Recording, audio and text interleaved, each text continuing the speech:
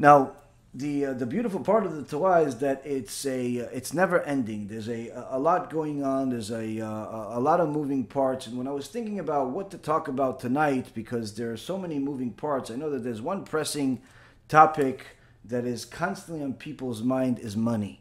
Money, business, work, business decisions, all types of things. The stock market is up, the stock market is down, all of these different things. And of course, before we get into the holiday of Shavuot, the Rambam paskins la'alacha that before Yom Tov, as part of the preparation for Yom Tov, we have to give tzedakah, we have to invest in Torah and help the poor. Money is constantly involved in our life, and quite frankly, one of the things that I've found and I've learned is that really money says a lot about a person.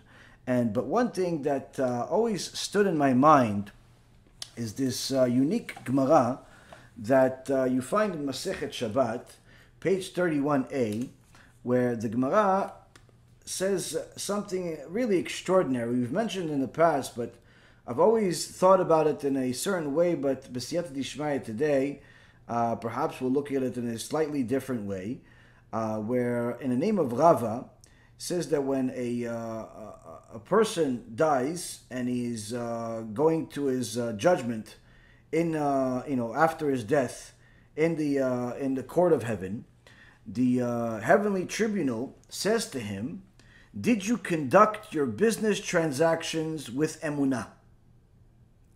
Did you set aside fixed times for Torah? Did you engage in procreation? Did you wait in hope of the messianic salvation? Did you delve into wisdom? When you learned Torah, did you learn it deeply and infer one thing from another? But if so, all this is only of limited consequence if fear of God was this person's storehouse. If yes, then he'll have favorable judgment. And if not, then the judgment is not favorable." In so many words, the Gemara tells us that as soon as a person goes up to Shamayim, he or she is asked the series of questions about the Mashiach, their time of learning Torah, whether they tried to have children, all of these different things. And of course, the foundation of everything is, did you have Yirat Shamayim? Did you have fear of the Almighty? Because if you did, then surely that fear of the Almighty made sure that whatever actions you did were the right thing. And if you didn't have fear of the Almighty, then we have to investigate every single little act, because surely there is going to be problems, going to be damages, going to be mold, spiritual mold in your actions if there's no Yirat Shamayim. Even your learning of Torah could be for the sake of honor, could be for the sake of money, could be for the sake of debating people and to show yourself as if you're smarter than people. The point being is that if there's no fear of heaven, then all of our actions, even the good ones, are questionable. Now this so far we've already reviewed in the past, but the one thing that we see here is that when we think of what's going to happen when we go up to Shamayim, and needless to say, what's going to happen when Mashiach comes, if we have the merit to see Mashiach, in essence, there's multiple judgments. There's the judgment in a time of Mashiach. There's the judgment of when a person dies, and there's also a judgment of the Yom Adin Gadol, which is when after the whole messianic time is in essence gets to its culmination, and there's the resurrection of the dead. Now, the point being is that we're going to be asked these questions, but regardless of who and what you are, you have to deal with the fact that the first question the Gemara says that a person is asked is, how did you manage your money? How did you conduct your business? How did you operate? How did you function when it came to the issues of money? And of course, you could say what we've said in the past, that if a person, it says that you conduct your business with emunah, with faith, meaning did you steal money? Did you have emunah in Hashem that everything's going to be okay? All of these things are correct.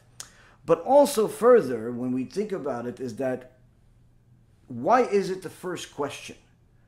Why isn't, did you learn Torah, or did you think about Mashiach now, or did all of the other questions? Why is money the first question? And in fact, it's because money tells us a lot about a person.